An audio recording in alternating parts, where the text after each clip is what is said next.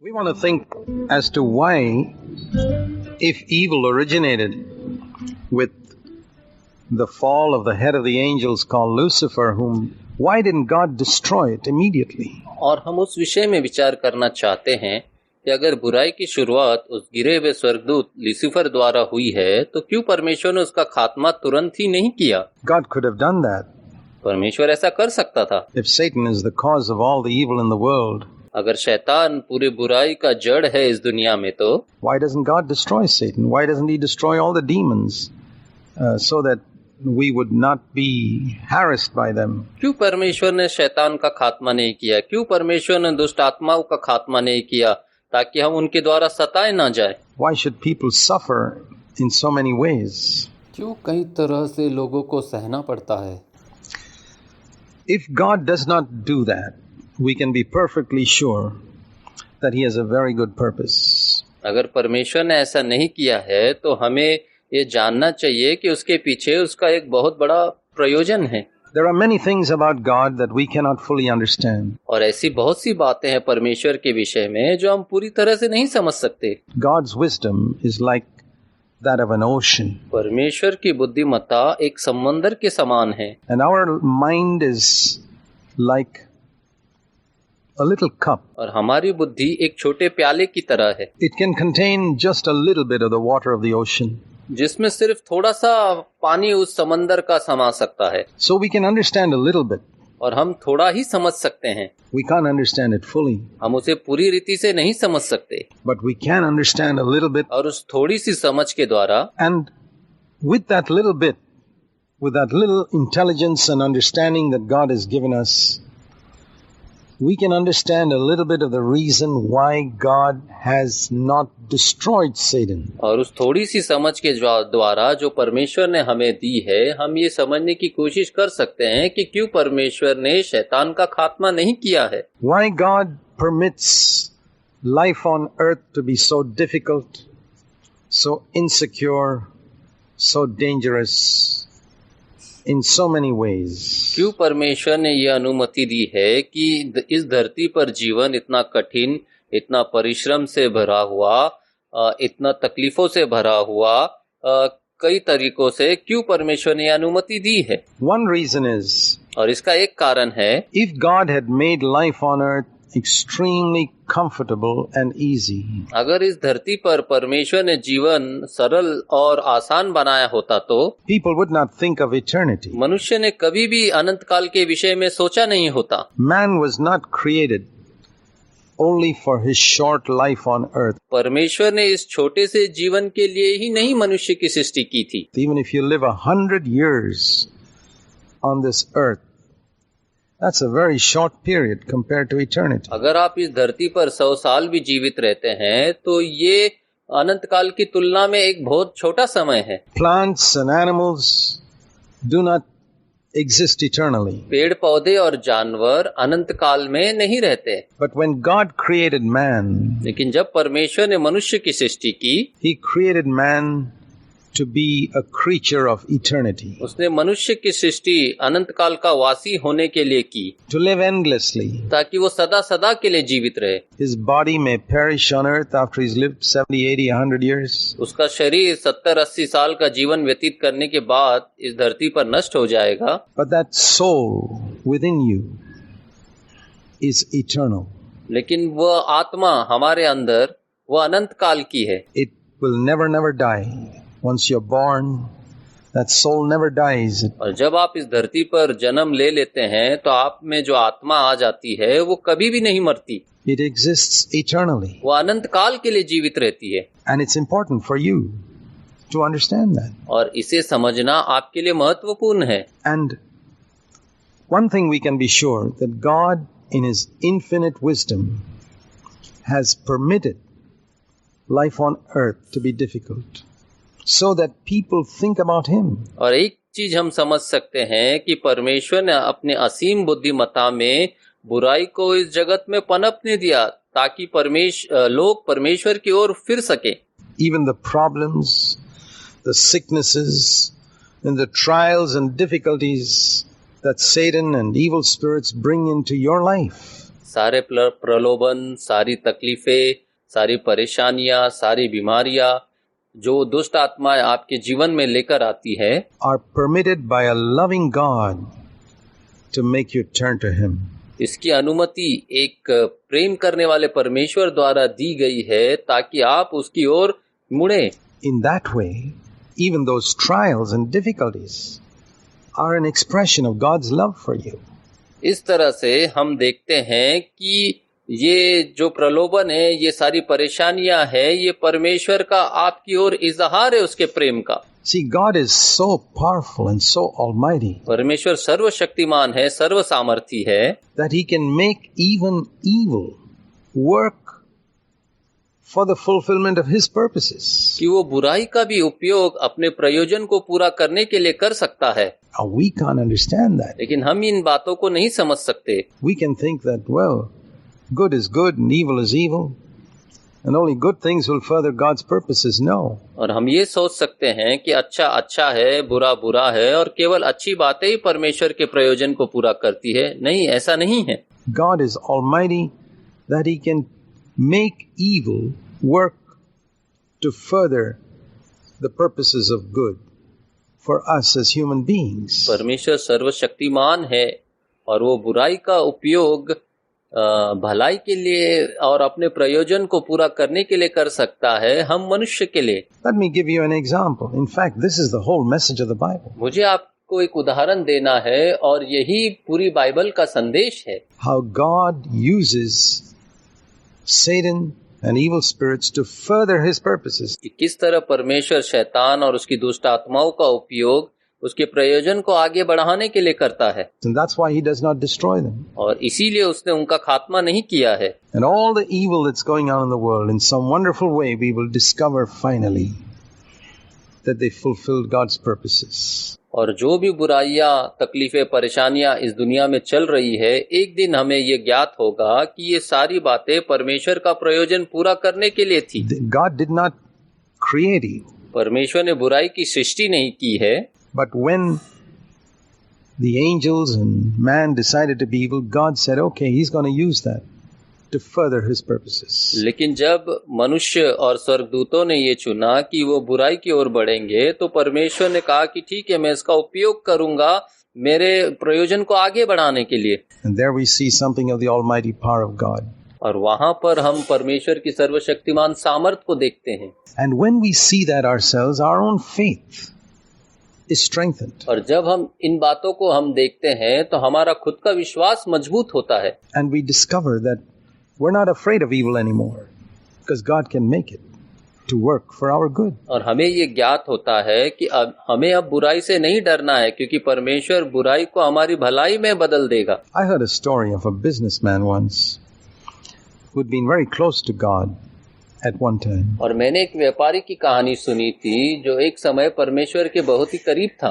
But over a period of time, he drifted away from God as his business prospered. लेकिन कुछ समय पश्चात वो परमेश्वर से दूर हो गया जैसे जैसे उसका व्यापार बढ़ने लगा। He was going to a Christian church. और वो एक मसीह कलीसिया में जाता था। And the elders in that church tried to speak to him repeatedly to turn him back to faith in God, to surrender his life to Christ again. और वहां के अगुवाओं ने उससे बार बार बात करने की कोशिश की ताकि वो परमेश्वर की ओर मुड़े और अपना जीवन परमेश्वर को समर्पित करे। But he was too occupied with his business. लेकिन वो अपने व्यापार में बहुत ही व्यस्त था। He didn't have time anymore to come for meetings even on Sundays. और उसके पास यह भी समय नहीं था कि वो रविवार की आराधना में आ सके। His business was prospering. उसका व्यापार बढ़ रहा था। Then one day, a poisonous snake bit the youngest of his 3 sons. और एक दिन ऐसा हुआ कि एक जहरीले सांप ने उसके बच्चों में जो सबसे छोटा बच्चा था उसे काट लिया। And the child became seriously sick. और वो बच्चा बुरी तरह से बीमार हो गया। And the doctors gave up all hope. और डॉक्टरों ने भी सारी आशा छोड़ दी थी। Then the father was really worried. और वो पिता बहुत ही ज्यादा चिंतित हुआ। He sent for one of the elders of the church to pray for the child. The elder was a wise man. और उसने एक अगुवा को बुलाने के लिए भेजा ताकि वो आकर उस बच्चे के लिए प्रार्थना करे।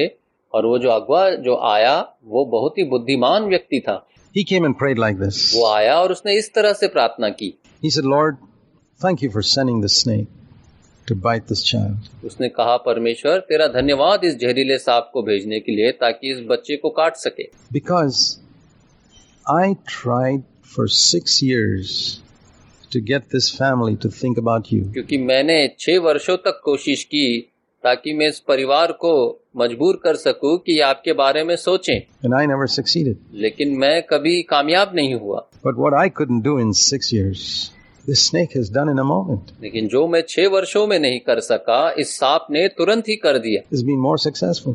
ये सांप ज्यादा कामयाब हुआ. Now that they've learned their lesson, Lord, heal the child and grant that this family will never need any more snakes to remind them of you again. और अगर इस परिवार ने अपना पाठ सीख लिया है परमेश्वर, तो ऐसा करे कि इस बच्चे को आप चंगाई दे और ऐसा करे कि इस परिवार को अब किसी सांप की जरूरत ना पड़े ताकि आपके बारे में विचार कर सके. Now, do you think a snake bite is good or evil? और आप क्या सोचते हैं, उस सांप का काटना अच्छा था या बुरा था? I think all of us would say it's evil, definitely. और हम सब यही कहेंगे कि ये बुरा था. But in this particular family's case, लेकिन इस परिवार के संदर्भ में did God use it for good? क्या परमेश्वर ने इसका उपयोग भलाई के लिए नहीं किया क्या? He certainly did. जी हाँ, उसने जरूर किया. That family was drifting away from God and would have destroyed their life in the pursuit of money. ये परिवार परमेश्वर से दूर जा रहा था और अपने जीवन को नष्ट कर सकता था धन के पीछे भागते हुए. But it was through a snake that did something evil, biting one of their sons, that they turned to God. लेकिन ये उस सांप के द्वारा था कि उसने उस काट कर जो बुरा किया था कि ये परिवार परमेश्वर की ओर मुड़ सका. And so their life could be spiritually blessed. ताकि उनका जीवन आत्मिक रूप से आशीषित हो सके. They could live for eternity's values. और अब वे अनंत काल के मूल्य के लिए जीने लगे. There is an example of how God uses evil to accomplish good. और यहाँ पर यह एक उदाहरण है कि किस तरह परमेश्वर ने बुराई का उपयोग भलाई को पूरा करने के लिए किया. If there were no snakes in the world, अगर इस धरती पर सांप नहीं होते तो there would be no snake to bite that child, and they'd probably, वहाँ पर कोई सांप नहीं होता उस बच्चे को काटने के लिए. that whole family would have destroyed themselves eternally. और उस परिवार ने अनंत काल के लिए अपने आप को नष्ट किया होता. So we see how God uses an evil thing like a snake और यहाँ हम देखते हैं कि किस तरह परमेश्वर ने एक बुरी चीज जो कि सांप है, and it's the same with sickness very often. कैसे उसका उपयोग परमेश्वर ने भलाई के लिए किया. और इसी तरह जब बीमारी के साथ भी ये इसी तरह है. There are people who don't think about God at all in their life until one day they're suddenly taken to hospital with a cancer or some other serious sickness.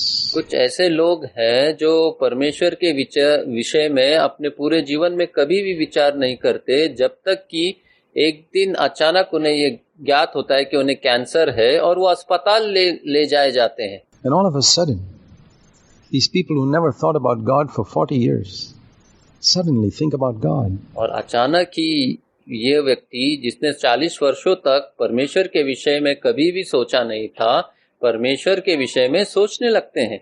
Now, first of all, we need to establish one thing. और सबसे पहले हमने ये स्थापित करना है कि Is it a good thing to think about God or not? Certainly. कि परमेश्वर के विषय में सोचना अच्छी बात है या बुरी बात है. A man who lives without God in his life lives without meaning and purpose. जो व्यक्ति परमेश्वर के बिना इस संसार में जीवित रहता है वो बगैर किसी प्रयोजन के जीवित रहता है. He may make a lot of money, but ultimately he will die frustrated. वो बहुत सारा धन कमा सकता है लेकिन अंत में उसकी मृत्यु निराशा भरी होगी. He'll die with emptiness. और वो अपने जीवन के खालीपन से उसकी मृत्यु होगी. God has created us in such a way that He is the most important factor in our life. परमेश्वर ने हमारी सृष्टि इस तरह से की है कि वो हमारे जीवन में सबसे महत्वपूर्ण पात्र बन सके. And if we don't think about Him, we miss the meaning and purpose of life altogether. और अगर हम अपने जीवन में उसके विषय में विचार नहीं करते हैं तो हम अपने जीवन का प्रयोजन से पूरी तरह चूक जाते हैं या उसे खो देते हैं। And so if a man lives 40 years or 50 years without thinking about God, and then he gets a cancer, and he begins to think about God and turn to Him, was that cancer good or bad? और जिस व्यक्ति ने 40-50 वर्षों तक कभी परमेश्वर के बारे में विचार नहीं किया और अचानक ही जब उसे पता चलता है कि उसे कैंसर है और वो परमेश्वर के बारे में विचार करने लगता है, तो आप ही बताइए क्या वो कैंसर अच्छा था या बुरा था? Now, if you look at cancer by itself, all of us would say cancer is evil. Sure. और कैंसर जो बीमारी हो अपने आप में बहुत ही बुरी बीमारी है। But here are examples of how God has used cancer to make people turn to Him. How is it then? लेकिन यहाँ पर उदाहरण है कि कैसे परमेश्वर ने कैंसर का उपयोग लोगों को अपनी ओर फेरने के लिए या मुड़ने के लिए किया। अब बताइए कि कैंसर अच्छा है या बुरा है? Was that even though the cancer itself was evil, cancer अपने आप में तो बुरी बीमारी है, it was used for a good purpose, just like the snake. लेकिन उसका उपयोग अच्छे प्रयोजन के लिए किया गया, जैसे उस सांप का उपयोग किया गया। And one day we will discover, when we see the full story of every man's life, when Jesus Christ comes back to this earth, and we stand before Him and we see all the people who lived on this earth from the very beginning, from the very first man, and we hear their stories. और एक दिन हमें यह ज्ञात होगा जब मनुष्य की पूरी कहानी हम सुनेंगे, जब वो उस न्याय आसन के सामने खड़ा होगा, जब प्रभु यीशु मसीह फिर लौटेगा और आदम से लेके उस दिन के अंत के मनुष्य तक, और उस दिन हमें ये ज्ञात होगा कि we will see in that day that God used many things to turn people away from a sinful life towards Him. कि परमेश्वर ने बुराई का उपयोग लोगों को अपने पापमय जीवन से फेरकर अपनी ओर मुड़ने के लिए किया है। Incurable diseases, sicknesses, wild animals, snakes, even poverty and suffering, and many other evils. नहीं ठीक होने वाली बीमारियां, गरीबी, परेशानियां, जंगली जानवर, तकलीफें, ये सारी बुराइयां परमेश्वर ने लोगों को अपने पापमय जीवन से मुड़ने के लिए किया है। Were used by God to get people to turn away from their sins towards Him, and thus to find an eternal home in heaven. इन सब बातों का उपयोग परमेश्वर ने लोगों को अपने पापमय जीवन से फिरकर एक अनंत काल का घर उस स्वर्ग में बनाने के लिए किया है। And so we see through all these examples how God uses these evil things that Satan does to save people from Satan's clutches. और हम देखते हैं कि ये सारी बुराइयां जो शैतान करता है मनुष्य के जीवन में, किस तरह परमेश्वर इनका उपयोग मनुष्य को शैतान के ही चंगुल से छुड़ाने के लिए करता है। Here's a man living for the devil and living doomed to an eternal destiny in hell away from God. और यहाँ पर एक व्यक्ति है जो शैतान के लिए जीवन व्यतीत कर रहा है और उसके जीवन में यह है कि वो नरक की ओर जा रहा है। And Satan's working on him, and then some of the evil things that Satan has put into this world, like sickness, through one of those sicknesses, the man turns to God. शैतान उसमें काम कर रहा है, उसके जीवन में बहुत सी बीमारियां लेकर आ रहा है, लेकिन एक दिन इन बीमारियों के द्वारा ही, इनमें से एक बीमारी के द्वारा ही वो परमेश्वर की ओर मुड़ता है। So we see that God uses the very things that Satan brings into the world, evil, to deliver people from Satan's clutches and to bring them into eternal salvation. और हम देखते हैं कि ये सारी बुराइयां, तकलीफें जो शैतान इस धरती पर लेकर आता है, परमेश्वर उसका उपयोग लोगों को अपने पापमय जीवन से फिरकर परमेश्वर की ओर मुड़ने के लिए करता है। There we see the wonderful way in which God works, His almighty power. और हम देखते हैं कि किस तरह परमेश्वर खूबसूरती से अपने सर्वशक्तिमान सामर्थ का उपयोग करता है। We can also say, thus God makes a fool of Satan again and again. हम यह भी कह सकते हैं कि किस तरह परमेश्वर शैतान को बार-बार बेवकूफ बनाता है। This is the wonderful message of the Bible. और ये बहुत ही खूबसूरत संदेश बाइबल का है। The Bible says that Jesus Christ came to undo the works of Satan in 1 John chapter 3 and verse 8. और पहला यूहन्ना उसका 3 अध्याय उसके 8 वचन में बाइबल हम ये बताती है कि किस तरह प्रभु यीशु मसीह इस धरती पर शैतान के सारे कामों को नष्ट करने के लिए आए थे. We can say that we all started off life, to use an illustration, with a ball of string neatly rolled up. और अगर हम जीवन का उदाहरण दें तो हम इस दृष्टांत को देख सकते हैं कि एक धागों का गोला है. But through the years, that string we have tied up into 10,000 or 10 million knots. और हमारे जीवन में कई वर्षों के बीतने के पश्चात हम यह देखते हैं कि उस धागे के गोले में हमने कई सारे बंधनों की गांठ बना दी है, 10,000 या 1,00,000. And now as we look at this ball of string tied into 10,000 or 10 million knots, we're frustrated.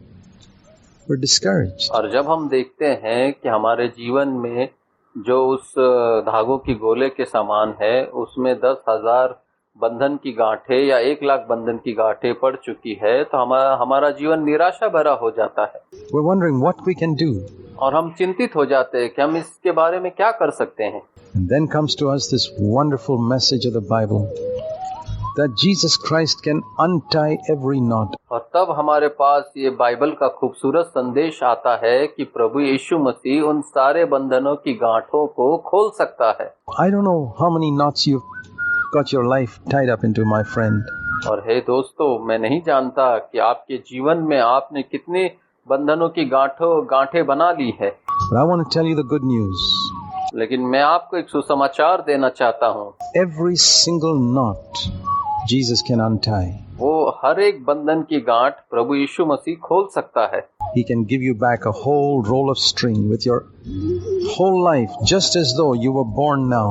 और वो आपको धागे को गोले को उसी तरह आपको लौटा सकता है जैसे आपने अभी जन्म लिया हो और उसमें कोई बंधन की गांठ नहीं है. You can start life all over again. और आप अपने जीवन की शुरुआत फिर से कर सकते हैं. If you turn to Jesus Christ, जब आप प्रभु यीशु की ओर मुड़ते हैं तो call upon His name उसके नाम को पुकारे and say, Lord Jesus, you came to destroy the works of the devil. और कहे कि प्रभु यीशु मसीह आप शैतान के कामों को नष्ट करने के लिए आए हैं. Destroy those works in my life. Amen. उन कामों को मेरे जीवन में नष्ट करे. आमीन.